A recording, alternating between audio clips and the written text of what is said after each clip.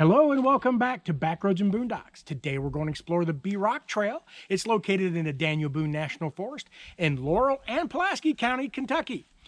Along the way today, we're going to see a forgotten cemetery and a CCC bridge. So if you're ready to go, why don't you come along with me and let me show you around.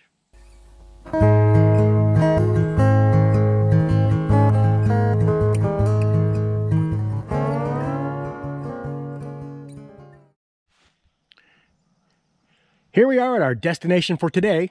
Well, sort of. Today we're going to explore the Bee Rock Trail, but to get to the Bee Rock Trail, we have to go through the Bee Rock Campground.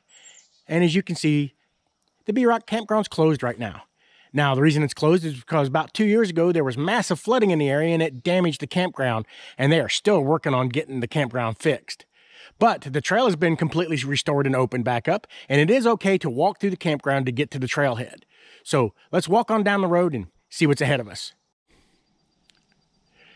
All right, we've made it to the trailhead. This is the old Sublimity Springs Bridge. It was built in 1942 by the Civilian Conservation Corps. And it used to carry cars across the river. Now it just is good for foot traffic. If you'll look up top there, you'll see that big rock. That is Bee Rock. And we are going to end up on top of that rock today. Now, the beauty of this area is undeniable. The trees haven't changed as much as I thought they were, but it's absolutely gorgeous here. But during the late 1800s, early 1900s, this was actually a tourist area. There were 3 hotels within 5 miles of the spot we're standing on right here. Now, the first and the oldest of them was the Sublimity Springs Hotel, and it was right across the river, probably about 100 yards up that way. Now, there's no physical evidence left of that hotel. We will walk by its site, but there's no foundations or anything left of it there. But there is some historical evidence of it on this side of the river back up the road. So here in a minute, we'll go up and have a look at that.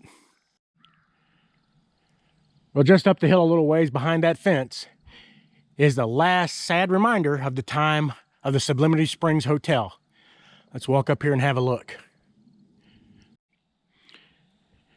Well, in this small forgotten cemetery, just off of a campsite, you can see it right there over the hill, is the last physical evidence that the Sublimity Springs Hotel ever existed. And it's right here on this headstone. I don't know if y'all can read that through the camera or not, but it reads John Kinley, Kinly, and he was born August the 12th, 1849, and died May the 13th, 1859. Now, John and his father were visiting the Sublimity Springs Hotel from Nashville, and John unfortunately drowned in the Rockcastle River.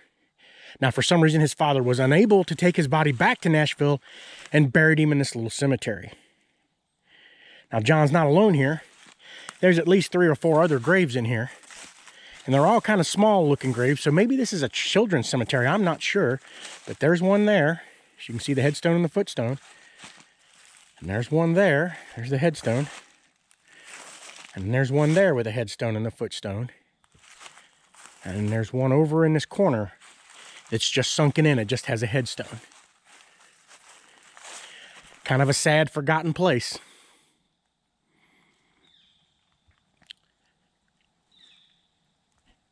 Hopefully John is resting peacefully here.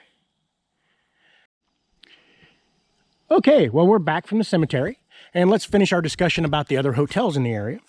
Now, the other hotel that was on this side of the river was about 2 miles upriver, and it was the Warner Hotel. And the interesting thing about the Warner Hotel is it was constructed completely of chestnut logs. The Warner Hotel was in business from the 1880s until the early 1900s, and then it burnt to the ground and wasn't rebuilt. Now, the third hotel was 5 miles downstream from here, and it was the Rockcastle Springs Resort. And as you can see, it was a very fancy hotel, and it was in business from the 1870s until about 1920, and it also suffered a fire and burnt to the ground. Now, I'm not sure if there's any remains of these hotels anywhere around here. I've not seen anything written about it, but I will look around and see what I can find here, and if there is, we'll do some exploration out those ways eventually. One more thing I noticed when I came back to the bridge here is this rock marker. And it says Sublimity Springs, Bee Rock, across the river, and it's got an arrow pointing that way. And it says Kentucky, 1792 to 1942. So this is one of the sesquicentennial markers that they've put up around the state in 1942. Pretty cool that it's still standing here too. Well, the trail goes across the bridge, so let's move on along. Okay, we're out on the bridge now, and I just wanted to give you a look around off the bridge. The river below us is the Rockcastle River. That is the river that little John drowned in. And the Sublimity Springs Hotel would have been just over there. We're going to pass by that on our trek, so we'll stop and look around a little bit.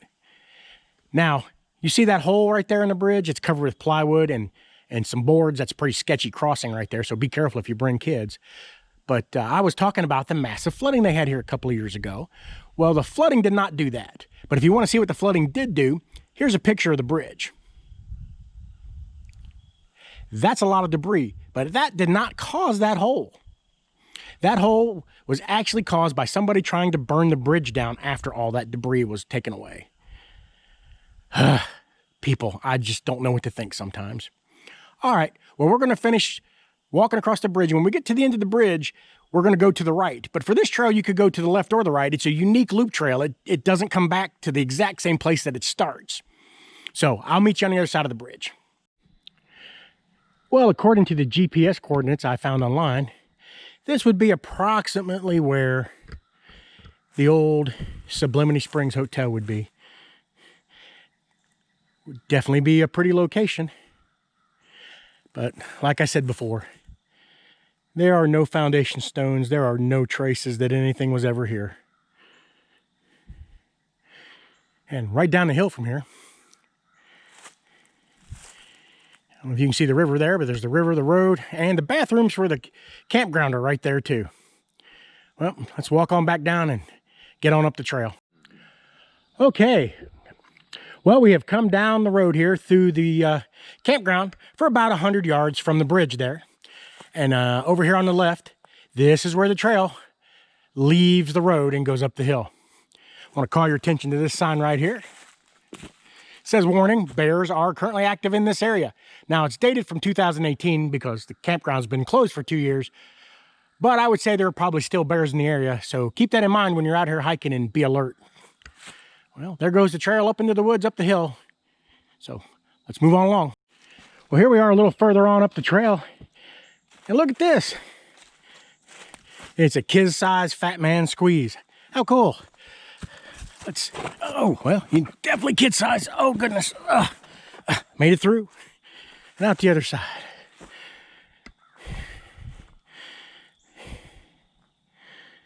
Pretty cool. Kind of odd where it is. There's no rocks anywhere around it. Well, boy, it's quiet out in the woods today. That's great. Well, there's the trail ahead of us. Let's follow it. Well, we've come up the hill a ways and come into this boulder field. Look at the size of these things. And I don't see any cliffs anywhere around here these could have come from.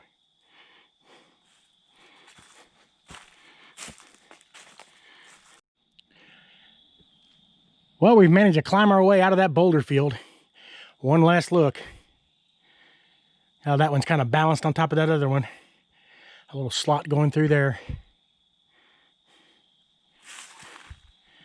It was very interesting.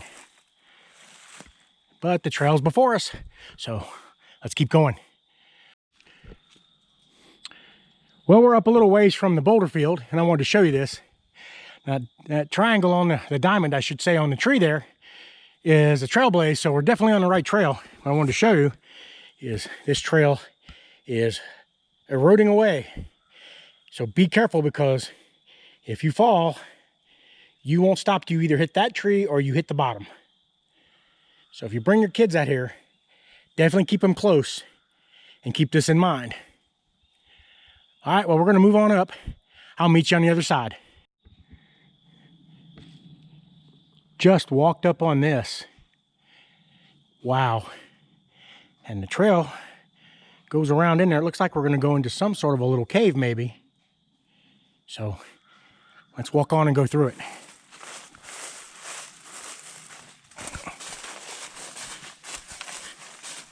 Again, the trail is narrow here. Woo!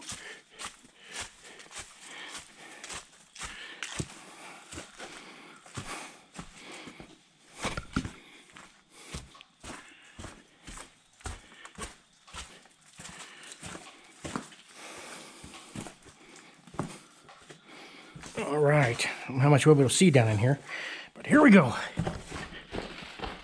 Wow.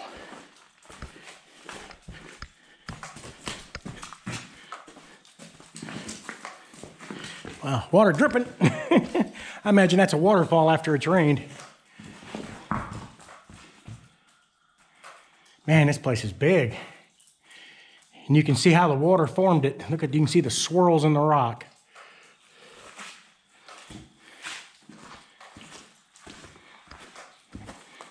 We gotta go out this way, kind of using the little creek that runs in and out of here. This would be very interesting in the spring when there was water running through it. Let's get a look from this side. Wow.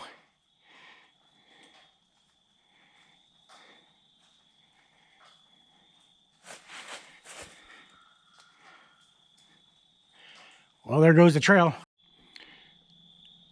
Well, here's the base of B Rock. This is not what we could see from the bottom, because as you can tell, the trees cover it, but this is part of the rock. And if you'll look right there, there is a perfectly round hole. Right there in the rock face. There's also a few right here.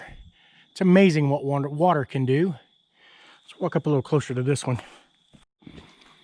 Well, here we are up a little closer to that round hole. Man, that almost doesn't look natural. There's a little rock shelter starting to form below it. Some water running out of it. There must be a little spring there. Well, we still got a ways to go, so let's move it on along.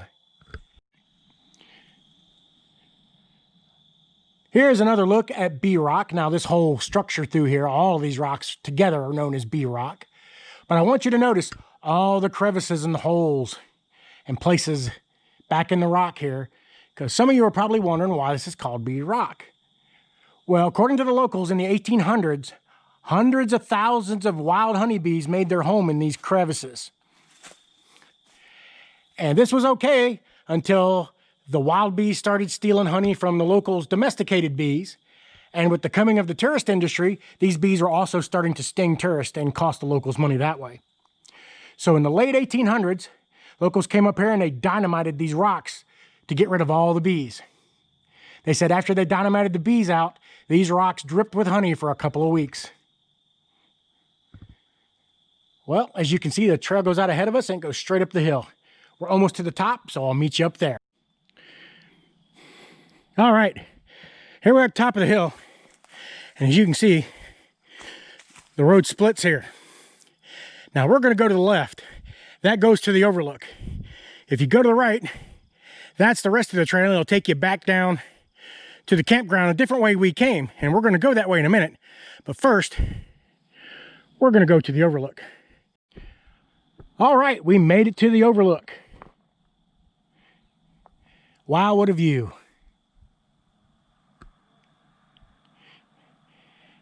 Now, if you look down there, that concrete bridge you see in the distance, that is where we parked the car and where the entrance to the campground is. And if you look right down here, that is the bridge that we came across to start our walk up here. And if you remember, I pointed the rock out from down there at the bridge, so we're way up on top of that rock. Give y'all another minute or two to look around here.